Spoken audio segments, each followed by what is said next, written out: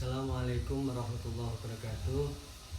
Saudara-saudara semua, anak-anakku, semoga kita semua tetap sehat, tetap semangat dari rumah kita masing-masing. Dan hari ini saya ingin menyampaikan tentang yang terkait dengan persediaan barang dagangan. Persediaan barang dagang ini biasanya ada pada perusahaan dagang. Seperti dulu saya sampaikan, perusahaan itu ada 3. Jadi ada jasa, ada dagang, ada industri yang secara akuntansi spesifikasinya berbeda. Kalau perusahaan jasa itu jual saja. Kalau perusahaan dagang itu beli dengan maksud untuk dijual. Dan kemudian kalau yang terkait dengan perusahaan manufaktur itu berarti dibeli bahan bakunya, disiapkan tenaga kerjanya, diproses, jadi kemudian jadi barang jadi dan siap untuk dijual. Jadi ada beda prosesnya. Jual saja kalau perusahaan dagang beli dengan maksud untuk dijual. Kalau perusahaan manufaktur beli, diproses dulu, baru kemudian dijual. Nah, kita sekarang bicara tentang yang terkait dengan perusahaan dagang. Jadi beli dengan maksud untuk dijual. Nah, barang yang dibeli dengan maksud untuk dijual itu yang disebut sebagai persediaan barang dagangan. Nah, apa yang mesti kita bahas di dalam hal yang terkait dengan persediaan barang dagangan ini? Yang pertama adalah metode pencatatan. Jadi yang terkait dengan bagaimana mencatat persediaan barang dagangan ini atau barang yang kita beli dengan maksud untuk dijual. Jadi ada 2 sistem pencatatan yang bisa kita lakukan. Yang pertama adalah sistem pencatatan periodik atau yang disebut metode periodik. Bisa juga orang menyebut metode fisik. Kenapa disebut metode fisik? Karena pada setiap akhir tahun perusahaan diwajibkan untuk melakukan perhitungan fisik untuk mengetahui seberapa besar persediaan yang masih ada di dalam gudang dan itu menjadi milik perusahaan. Yang kedua adalah metode perpetual. Jadi metode yang mengikuti alur persediaan. Sehingga kalau kita menggunakan metode perpetual itu, setiap transaksi itu akan langsung dikaitkan dengan persediaan barang dagangan. Nah, beda dengan tadi itu, kalau fisik tidak dikaitkan. Sehingga kalau saudara nyatet dengan menggunakan metode fisik, sebagaimana dulu sudah pernah saya sampaikan, kalau kita menggunakan metode fisik, pada saat beli, maka jurnalnya adalah pembelian pada kas kalau itu tunai, pembelian pada hutang kalau itu dilakukan tidak tunai. Sementara kalau penjualan berarti kas pada penjualan kalau penjualannya tunai, kemudian piutang pada penjualan kalau transaksi itu dilakukan dengan tidak tunai. Ini yang digunakan di dalam metode fisik. Jadi metode fisik itu lebih sederhana. Karena itu biasanya perusahaan-perusahaan menengah ke bawah banyak yang menggunakan metode fisik ini karena metode ini sederhana sehingga tidak memerlukan staf khusus, tidak memerlukan orang tertentu yang melakukan pencatatan secara terus-menerus karena sifatnya yang masih sederhana itu, barangnya juga masih belum banyak, kemungkinan untuk melakukan perhitungan fisik juga masih sangat dimungkinkan. Nah, kalau metode perpetual berbeda lagi karena ini harus mengikuti alur persediaan, sehingga dengan demikian nanti pada saat beli ya berarti persediaannya bertambah, pada saat jual maka persediaannya berkurang.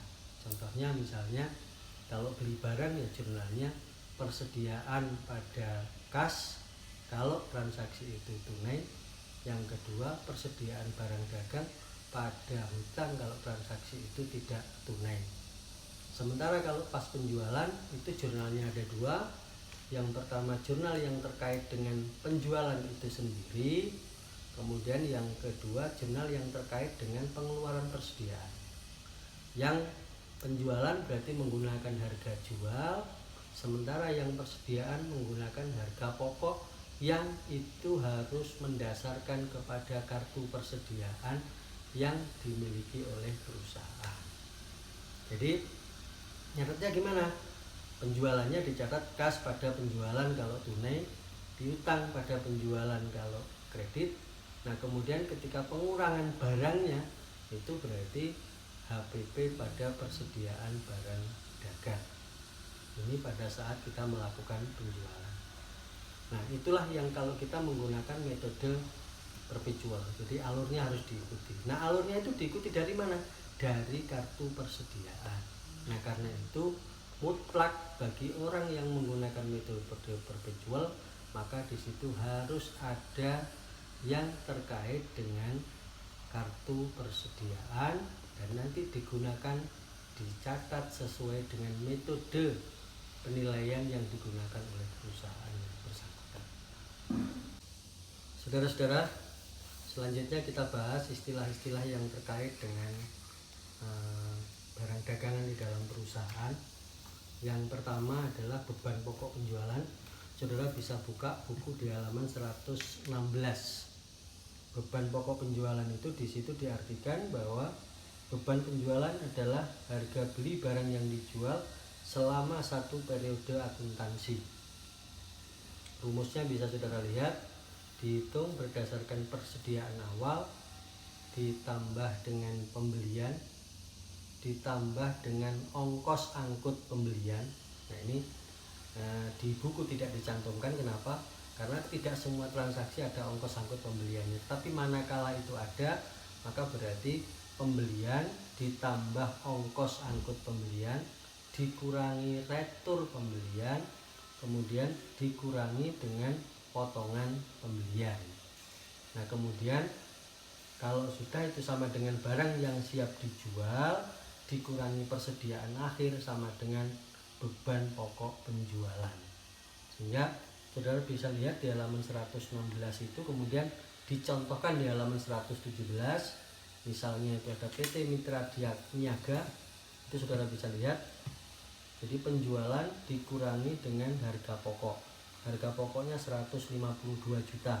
Harga pokok 152 juta itu tadi yang dihitung dari persediaan awal ditambah pembelian, ditambah ongkos angkut pembelian, dikurangi retur dan potongan pembelian sama dengan barang siap dijual. Barang siap dijual dikurangi dengan persediaan akhir itu sama dengan BPP. Nah, penjualan dikurangi dengan beban pokok penjualan itu yang disebut dengan laba kotor. Itu saudara bisa lihat di halaman 117. Nah, yang kedua yang terkait dengan beban angkut penjualan. Tadi saya sampaikan bahwa namanya beban angkut pembelian ya. Beban angkut pembelian itu tidak mesti ada. Kenapa? Karena sangat tergantung kepada sistem transaksi yang disepakati. Di dalam ilmu perdagangan itu ada dua. Jadi ada FOB atau Free on Board Shipping Point, ada Free on Board Destination. Kalau Free on Board Shipping Point atau FOB Shipping Point itu artinya bahwa transaksi penjualan barang dagangan itu penyerahan hak kepemilikannya di gudang penjual. Nah kalau kita menggunakan Free on Board Shipping Point, maka otomatis disitulah nanti ada beban angkut pembelian. Kenapa? Karena diserahkan di gudang penjual dan tanggung jawab mengangkut dari gudang penjual ke gudang pembeli itu adalah urusannya pembeli. Sehingga kalau kita menggunakan Free on Board Shipping Point atau FOB Shipping Point, maka nanti rumus di dalam HPP itu ditambahkan tadi pembelian ditambah ongkos angkut pembelian. Sementara kalau saudara menggunakan Free on Board Destination, itu berarti barang itu akan sampai di gudang pembeli. Nah kalau barang sudah sampai di gudang pembeli, maka berarti tidak perlu ada beban angkut pembelian bagi pembeli. Dengan demikian, maka rumusnya sama persis dengan yang di halaman 116. Tetapi kalau Free on Board Shipping Point, maka rumus di dalam halaman 116 itu ada penyesuaiannya, pembelian ditambah dengan ongkos angkut pembelian. Itu jadi yang terkait yang kedua berkait dengan istilah di dalam beban angkut pembelian dan mekanisme anggarannya. Yang ketiga adalah terkait dengan istilah yang berkaitan dengan pemotongan. Jadi pemotongan itu sebetulnya banyak. Ada potongan tunai. Potongan tunai itu diberikan kalau orang melakukan pembelian di dalam jumlah tertentu yang dibayar secara tunai. Ada potongan pelunasan. Ini biasanya menggunakan syaratnya 210 N30. Itu artinya kalau diselesaikan dalam waktu 10 hari, maka orang itu akan mendapatkan potongan dalam jumlah 2% sesuai yang dipersyaratkan di dalam syarat transaksi itu. Misalnya 210 N30 berarti dalam waktu 10 hari akan diberi potongan 2% kalau dibayar. Masa pembayaran paling lama adalah 30 hari. Itu model yang kedua. Bisa jadi yang terkait dengan pemasaran. Kalau pemasaran ini misalnya terkait dengan berapa jumlah barang yang dibeli dan lain sebagainya, atau ada lain lagi juga rabat itu potongan kalau orang membeli dalam jumlah besar. Itu yang ketiga. Yang keempat terkait dengan retur.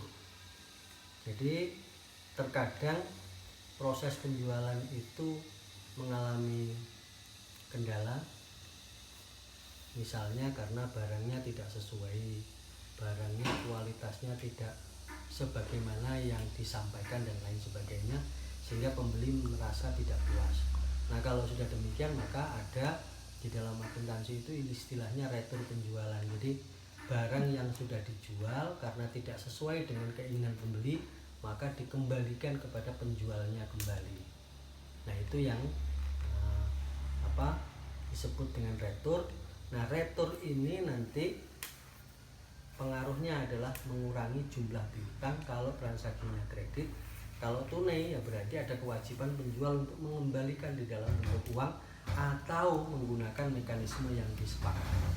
Sehingga jurnalnya contohnya bisa saudara lihat di halaman 121 itu ada retur penjualan pada piutang usaha.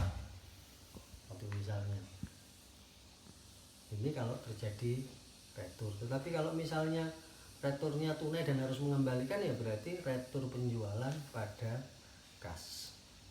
Itu beberapa hal yang bisa saya sampaikan, dan ketemu lagi pada materi berikutnya masih terkait dengan persediaan barang dagangan yang nanti akan kita bahas tentang yang terkait dengan penilaian barang dagangan, yang itu nanti ada metode FIFO, ada menggunakan alur fisik sesungguhnya, dan ada yang menggunakan metode rata-rata. Saudara pelajari dulu nanti yang terkait dengan itu, dan itu akan kita bahas di pertemuan berikutnya. Saya pikir itu, kurang lebihnya mohon maaf, tetap semangat, dan nanti di pertengahan April, berarti 2 minggu lagi, rencana saya kalau saudara setuju kita akan menggunakan Zoom supaya kita ada interaksinya. Tetapi kalau saudara keberatan, saya juga akan tetap menggunakan media ini atau media-media yang lain yang terpenting bagi saya materinya tersampaikan kepada saudara-saudara semua dan tidak menyulitkan semuanya. Semoga kita semua diberikan kesehatan oleh Allah Subhanahu wa taala. Saudara tetap sehat, bahagia bersama keluarga, dan jangan lupa selalu gunakan masker pada saat keluar supaya kita terhindar dari pandemi atau pandemi COVID-19 yang sekarang lagi marak di Indonesia. Terima kasih. Wallahumma fiq la. Wassalamualaikum warahmatullahi wabarakatuh.